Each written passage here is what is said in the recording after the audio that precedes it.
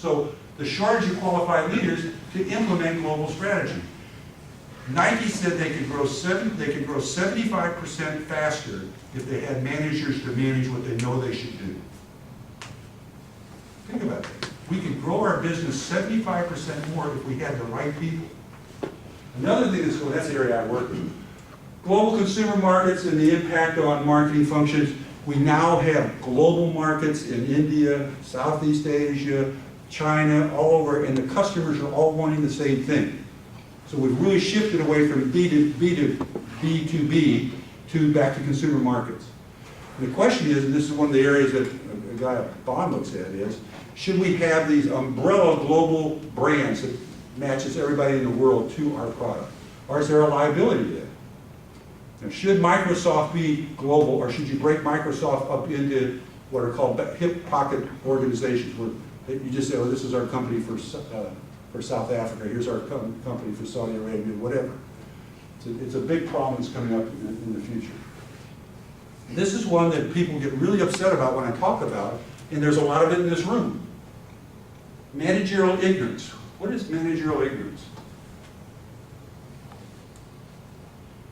If I tell you you're ignorant, what does that mean? Understanding in the level of organizational thinking, this kind of... That's an example of it, but when I tell you you're ignorant, what does that mean to you? You lack understanding.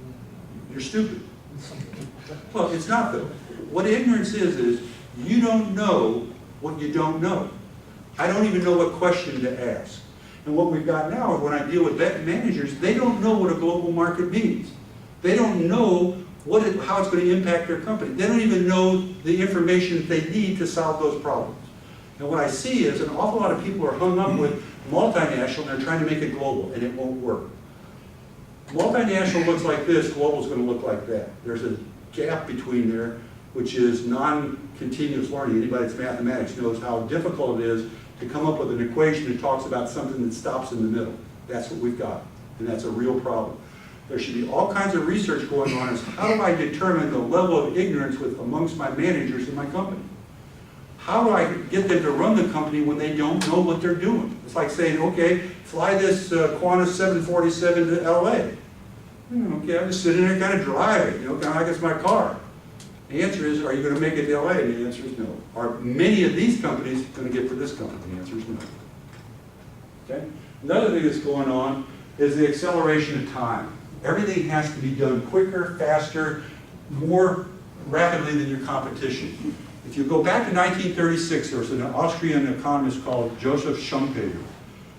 He was really insightful in what he did. And what he said was, the key to strategy that nobody else can duplicate is how fast you can do things. He also said you should destroy whatever you see in front of you. Make it different. Every time you make a strategic change, make what's in front of you obsolete, and do it quickly. And what happens is, you end up being a leader and everybody's following behind you, trying to figure out what you're doing. Social time just means that time no longer means what it used to mean. We've developed a term called timescapes. We've taken time and we've broken it down into 8 different dimensions. We say to understand how to compete effectively, I've got to look at each one of these dimensions and say, how can I change them so I can speed up what I'm doing?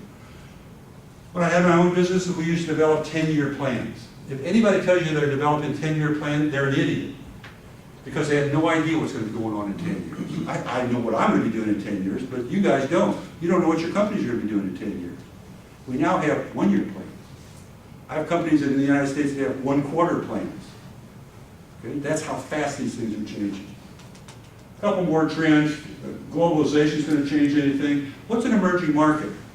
7/8 of the world's population is going to live in these countries. And again, we know they're China, we know they're India, we know it's Brazil, we know it's Russia, we know all of those things. And we're saying those people are going to be the consumers of the future. Let me tell you how it impacts me. My field is international human resource management, getting the right people in the right location. I go to Hassan and I say, look, I'd like you and your family to move overseas when I'm in a multinational company. I'd like you to go to 3 to 5 years and we're going to put you in Paris. He goes over and talks to his wife. Oh, okay, well, yeah, there's good schools for the kids there. We can go do that. And I say, after 5 years, I'll bring you back and you'll get a promotion and you'll be in charge of something. Great. The company now changes to a global company. goes through this discontinuous learning. I now go to the same guy in the same company and I say, we'd like you to move overseas for 25 or 30 years. Oh, by the way, you're going to be in Bangladesh. Why? Well, it's the customers of the future. Why am I going to be gone for 25 or 30 years? Because if you're good, I can't afford to bring you back. You're so valuable to the company. The company's future is not its home market, it's all these other markets. And you're going to be in charge of Bangladesh, India, the subcontinent there. And I can't move you out of there, which means your family's going to have to be there for 25 or 30 years. Look at the change from one to the other. 5 years, 30 years, Paris, Bangladesh. It's coming, guys. It's coming like a freight train. And the reason it is because these emerging markets are so important. What's a transition market? You see these terms every day. You should know what they are. What's a transition market? Markets moving from, for example, development to emerging, or from emerging to advanced markets. You're on the right track, though. Hong Kong is one of the transition markets. Like it's moving things towards China, but it's not. Again, I'm talking strictly technically the way we've defined it in academic literature. Temporary one? No, a transition market is one is moving from a centrally controlled environment to a market-driven environment.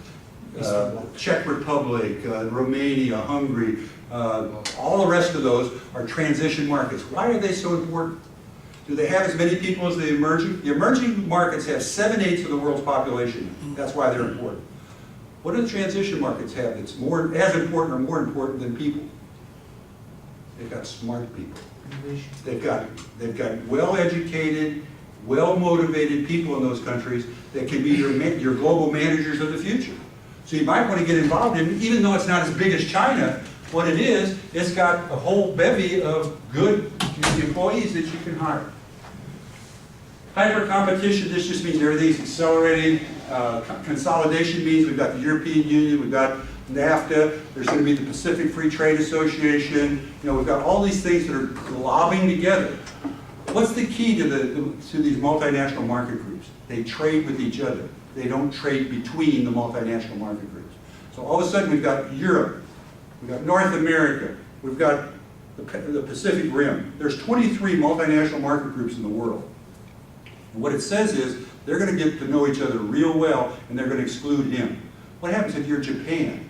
What happens if you're Australia and you're not in one? And you're not going to be in one? Why? Why aren't they? You're not big enough. Not big enough. Who cares? 23 million people. We spill that much in the United States. That many people come across the border every year in the United States. Don't worry about it.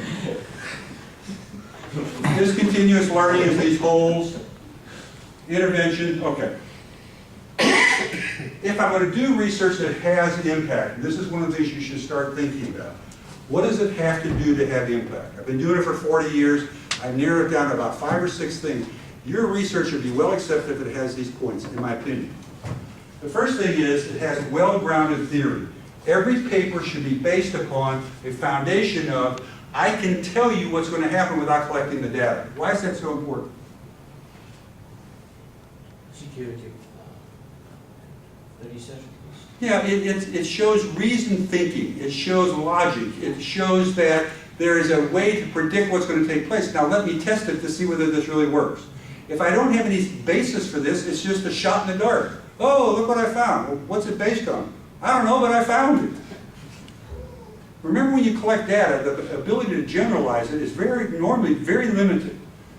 You're collecting cultural data. Can I apply that across all cultures? The answer is no. Can I do it in the 8 clusters that Hofstede came up with? You got a better chance there. But what we're saying here is the theory should apply any place. Okay? Planes fly for a theory. I don't care whether they're Airbuses or they're Boeings. They fly for a reason. I don't care whether it's a 747 or it's a 737. They fly for a reason. And your theory, if you have a good paper, it should be based upon a theoretical approach. The way a paper is laid out, the first section is, here's what I'm going to be doing, here's the hole I'm going to fill. Now let me tell you how the second part, this theory helps me fill that hole. And then I'll go collect data based upon this theory.